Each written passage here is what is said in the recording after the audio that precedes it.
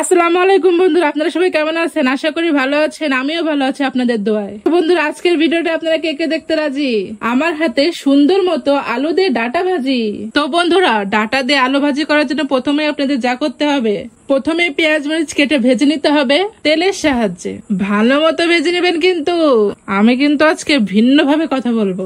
আলু আর ডাটা এমন ভাবে কাটবেন, একেবারেই জিরি জিরি কাটিং, দেখতে যেন সুন্দর লাগে ফুলের মতো।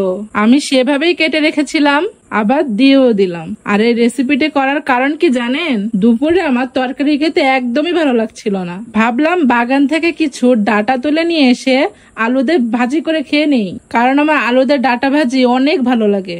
সেজন্য আমি আপনাদেরকে রেসিপিটি শেয়ার করলাম। আচ্ছা বন্ধুরা, আমি যে ভিন্ন ভিন্ন রেসিপি আপনাদেরকে দেখাই, আপনাদের কি ভালো লাগে? এই জিনিসটা জানার আমার বড়ই স্বাদ জাগে। আচ্ছা, এসব কথা রাখি। এবার দিয়ে দিলাম হলুদের গুঁড়া, দিয়ে দিলাম ধনিয়া গুঁড়া ও স্বাদ মতো লবণ। ভালো মতো ভেজে নেবো, আবারও একদম লাল লাল করে নেব।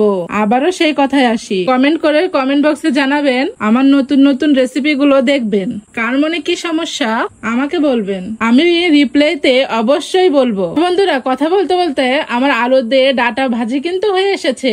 দেখতে দেখুন না কি সুন্দর লাগছে, মচমচে ডাটা দিয়ে আলু ভাজি।